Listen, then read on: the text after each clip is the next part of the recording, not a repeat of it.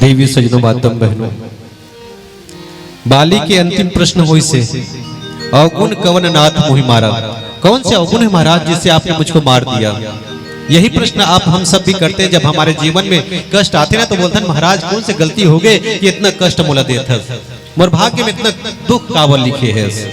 बाली भी ये बात बोली, अवगुण कवन नाथ मोहि मारा। कौन से ऐसे मुझ में दुर्गुण है, कौन से अवगुण है कि आपने मार दिया और भी छुप कर मार दिया, एक शिकारी के भांति आपने शिकार किया है। जब ये प्रश्न सुनिस ने तो भगवान बोले अच्छा तो कोई गलती नहीं है, चल ठीक है कोई गलती नहीं है, लेकिन तोला मालूम है ना का करे देते पता है ना तोला सुग्रीव कोने तो भाई औकर से का व्यवहार करे, भाई ले भी लात मार के अपन घर से निकाल दे। चल ठीक है निकाले कोई बात नहीं, आज के जमाना में भी भाई और भाई के बीच में कोई बहुत अच्छा प्रेम नहीं है, एक छोटे से बात की दुश्मनी हो जाती, कोई बात नहीं।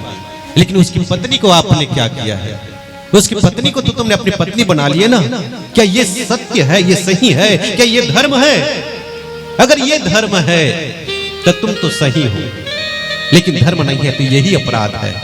और यहीं पर भगवान ने एक बात कहे, महाराज अनुज बधु भगनी सुत नारी, छोटे भाई की पत्नी पूजनी है, कभी इसके ऊपर कुदृष्टि नहीं होनी चाहिए, उसके ऊपर नजर गलत नहीं होना चाहिए, और तूने पहले अपराध यही किया है। और इतने ही नहीं बल्कि 4 प्रकार की स्त्री के जात है जिसका सम्मान होना चाहिए। सम्मान क्या, मैं तो ये कहता हूँ कि स्त्री के हर रूप को सम्मान करना चाहिए। किसी कवि ने बहुत सुंदर से बात बोले, ऐ नारी तुम 3 रूपों में रिश्तों का वह बंधन हो, तुम ही हमारी जननी बनकर नारी रूप नारायण हो, तुम तो हमारे जननी बनकर तुम हमारे लिए भगवान हो। ऐ नारी तुम 3 रूप में रिश्तों का वह बंधन हो, तुम ही हमारी भारिया बनकर नारी कर्तव्य परायण हो, तुम ही हमारी बेटी बनकर प्रेम सुधा का वह बंधन हो। ऐ नारी तुम 3 रूपों में रिश्तों का वह बंधन हो। ये तो एक नारी के रूप है, हर एक रूप में पूजनीय है। लेकिन यहाँ पर बाबा जी ने बात बोले कि 4 ऐसे हैं जिनसे हमको सम्मान करना चाहिए, वो सब पूजनीय है। एक तो भाई की पत्नी है, और पहली गलती तुमने यही किया, अपने भाई छोटे भाई की पत्नी को अपने पत्नी बना लिए। क्या ये अच्छा चीज है? दूसरे बोले बधू, जो पुत्र की पत्नी है वो भी बेटी के समान ही है, इसके साथ भी इनको भी सम्मान देना चाहिए, इसको भी बराबर एक पवित्र नारी का सम्मान मिलना चाहिए। लेकिन तुमने क्या किया? और एक और भाई की पत्नी, पुत्र की पत्नी और स्वयं के कन्या है, खुद की बेटी है, इनका एक बराबर स्थान है, इनके ऊपर कभी कोई दृष्टि नहीं होनी चाहिए। और इतना ही नहीं बल्कि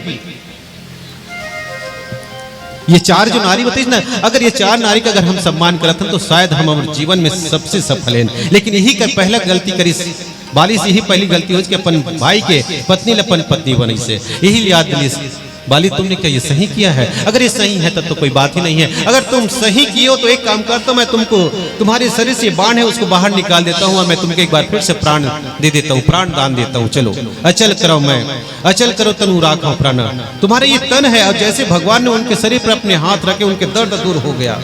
बोले कि तुमको एक बार फिर से मैं जीवन दान दे देता हूँ और तुम्हारे शरीर से प्राण निकाल देता हूँ। चलो ठीक है, अगर तुमको अच्छा लगता है कि तुमने जो किया वो सही है।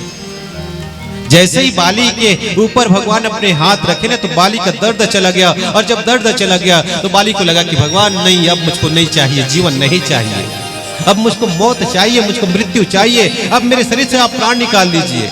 क्योंकि मेरे जैसे पापी जो है ना, और पापी के जब मौत हो, मृत्यु हो, और उस समय उनके सामने अगर भगवान है ना, तो इससे बड़े भाग्यशाली कोई नहीं हो सकता, इससे बड़ी गति नहीं हो सकती। ये गति मुझ जैसे पापी को मिला है। और बाली कहते हैं महाराज मैं तो पापी हूँ, प्रभु अजहु मैं पापी अंत काल गति तोरी, मैं तो पापी हूँ, उसके बावजूद भी आपके चरणों पर मेरा प्राण निकल रहा है, इससे बड़े और क्या गति हो सकती है? ये भाग्यशाली हूँ मैं, ये गति मुझको मिली है। देखो यही बात हमारी है कि हम अपनी गलती को कभी स्वीकार नहीं करते, दूसरे को दोष को देखते रहते हैं, और जब हमको पता चलता है कि हमसे कुछ गलती हुई है ना, तब याद आता है कि समय निकल गया है। बाली को अब लगा कि ये गलती मुझसे हुई है, और जब गलती हुई तो एक बात कहा उन्होंने भगवान के सामने, बोले कि प्रभु जही जोनि जन्म और कर्म बस तह राम पद अनुराग हो। मैं अपने कर्म के वश में होकर चाहे मैं कोई भी जोनि में जन्म लूं, चाहे मैं हाथी बनूं, चींटी बनूं, चाहे कीड़े मकोड़े बनूं या कुछ भी बनूं, ये मेरे कर्म का फल होगा, मुझको स्वीकार है, ये मेरा कर्म का फल होगा। लेकिन महाराज एक ही काम करना, जब भी मेरा जन्म होना तो मैं आपके चरणों का मैं सेवक रहूं, ये कृपा आप मुझ पर कर देना, क्योंकि मुझे ऐसे पापी को अब जीवन जीने की जरूरत नहीं है, बल्कि मेरा और जन्म हो जाए और जो पाप मैंने किया है उसके फल के रूप में मुझको कुछ भी जन्म मिल जाए, इसकी चिंता नहीं है। ये मेरे फल होगा, कर्म का फल होगा, लेकिन आपकी कृपा मुझ पर हो जाए। ये बाली देखो, जब उनके अपराध को, उनकी गलती को याद दिलाया ना, तब उनको एहसास हुआ कि मुझसे गलती हुई है। इसलिए कहा, बाबा जी ने कहा, अनुज बधु भगनी सुत चारी, सुनु सठ कन्या सम ये चारी।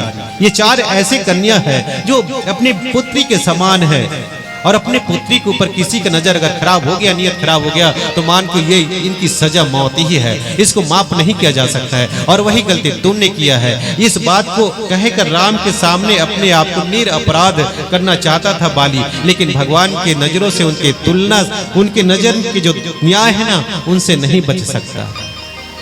लेकिन हम चाहते भगवान के पास गलती करने के बाद भी हम सजा न मिले, हम एकदम बाहर आ जाए, गलती हमको पता मत चले, यही चाहते हैं। यही एक सामान्य जीव की गति है।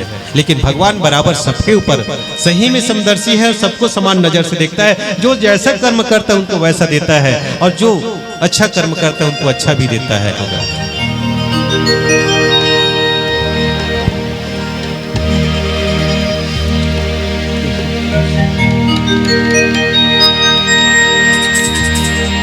लखन से रामचंद्र की जय।